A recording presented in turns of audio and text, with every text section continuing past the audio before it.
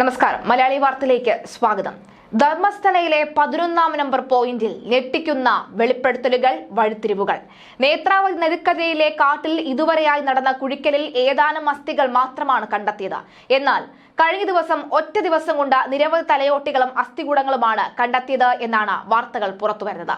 ശുചീകരണ തൊഴിലാളി വെളിപ്പെടുത്തിയ കൂട്ട കുഴിമാടം ഇതാണ് എന്നാണ് ധർമ്മസ്ഥല ആക്ഷൻ കമ്മിറ്റി പ്രവർത്തകർ സംശയിക്കുന്നത്. എന്നാൽ കേസ് അന്വേഷിക്കുന്ന പ്രത്യേക അന്വേഷണ സംഘം SIT ഇക്കാര്യം സ്ഥിരീകരിച്ചിട്ടില്ല. ഇക്കാര്യം മാത്രമല്ല, നേരത്തെ അസ്ഥി കിട്ടിയതടക്കമുള്ള ഒരു കാര്യവും അവർ ഇതുവരെ സ്ഥിരീകരിച്ചിട്ടുമില്ല. കേസിനെ ബാധിക്കുമെന്നതിനാൽ ഒരു കാര്യവും മാധ്യമപ്രവർത്തകരുമായി പങ്കുവെക്കേണ്ടതില്ല എന്ന നിലപാടിലാണ് SIT. ശുചീകരണ തൊഴിലാളിയുടെ മൊഴിയെ തുടർന്ന് മാർക്ക് ചെയ്ത ഇടത്തിൽ നിന്ന് മാറിയാണ് ഇന്നലെ തിരച്ചിൽ നടന്നത്.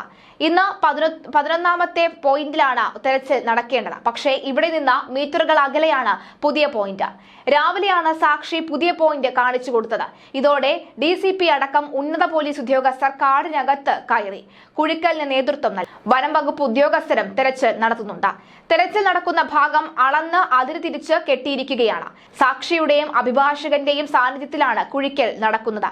ഇങ്ങനെ 3 മീറ്റർ കുഴിച്ചപ്പോഴാണ് നിരവധി അസ്ഥികൂടങ്ങൾ കണ്ടെത്തിയത് എന്നാണ് പറയുന്നത്. SIT ഇത് സ്ഥിരീകരിക്കുന്നുണ്ടെങ്കിലും ചില കന്നഡ മാധ്യമങ്ങളും ന്യൂസ് 18-നും ഈ വിവരം വാർത്തയാക്കിയിട്ടുമുണ്ട്. ധർമ്മസ്ഥല ആക്ഷൻ കമ്മിറ്റി അംഗങ്ങളും കൂടുതൽ മൃതദേഹാവശിഷ്ടങ്ങൾ കണ്ടെത്തിയത് സമ്മതിക്കുന്നുണ്ട്. പരിശോധന തുടരുകയാണ്. മൃതദേഹങ്ങൾ കുഴിച്ചിട്ടുവെന്ന് പറയുന്ന നേത്രാവതി നദിക്കര 13 ഭാഗങ്ങളാക്കി തിരിച്ചാണ് പരിശോധന നടത്തുന്നത്. ശുചീകരണ തൊഴിലാളിയുടെ മൊഴി അനുസരിച്ച് സൈറ്റ് നമ്പർ 1-ലും 2-ലും 3-ലും 2 വിധം മൃതദേഹങ്ങൾ ഉണ്ടെന്നും സൈറ്റ് നമ്പർ 4-ഉം 5-ഉം സൈറ്റുകളിൽ ഒരുമിച്ച് 6 മൃതദേഹങ്ങൾ ഉണ്ടെന്നും 6, 7, 8 സൈറ്റുകളിൽ ആകെ 8 മൃതദേഹങ്ങൾ ഉണ്ടെന്നും സൈറ്റ് നമ്പർ 9-ൽ 6 മുതൽ 7 വരെ മൃതദേഹങ്ങൾ ഉണ്ടെന്നും പറയുന്നു. എന്നാൽ സൈറ്റ് നമ്പർ 10-ൽ 3 മൃതദേഹങ്ങൾ ഉണ്ടെന്നും 11-ൽ 9 മൃതദേഹങ്ങൾ ഉണ്ടെന്നുമാണ് അറിയിച്ചത്.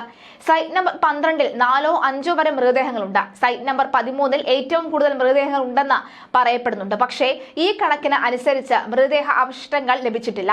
സൈറ്റ് നമ്പർ 6-ൽ നിന്ന് ഒരു അസ്ഥികൂടം ലഭിച്ചിട്ടുണ്ട്. അതിനുശേഷം ഇപ്പോഴാണ് കൂടുതൽ മൃതദേഹ അവശിഷ്ടങ്ങൾ കിട്ടുന്നത്. ഇനി 11, 12, 13 സ്പോട്ടുകളിൽ തെരച്ചിൽ നടത്താനുണ്ട്. നേരത്തെ ധർമ്മസ്ഥലയിൽ നിന്ന് കണ്ടെത്തിയ അസ്ഥിഭാഗങ്ങൾ ഏതൊക്കെയെന്ന് തിരിച്ചറിഞ്ഞതായും വാർത്തകൾ വരുന്നുണ്ട്. കണ്ടെത്തിയ അസ്ഥികളിൽ 5 എണ്ണം പല്ല്, 1 താടിയെല്ല്, 2 തുടയെല്ല്, ബാക്കിയുള്ളവ പൊട്ടിയ നിലയിലുള്ള അസ്ഥിഭാഗങ്ങളുമാണ്. ബാക്കിയുള്ള ഭാഗങ്ങൾ ഏതൊക്കെയെന്ന് തിരിച്ചറിയാൻ വിശദമായി ഫോറൻസിക് പരിശോധന നടത്തും. ഇവ പരിശോധിക്കുന്നത് ബംഗളൂരിലെ FSL ലാബിലാണ്. ഇന്ന് കിട്ടിയ അസ്ഥികൂടങ്ങളും അങ്ങോട്ടേക്ക് കൊണ്ടുപോകുമെന്നാണ് വിവരം.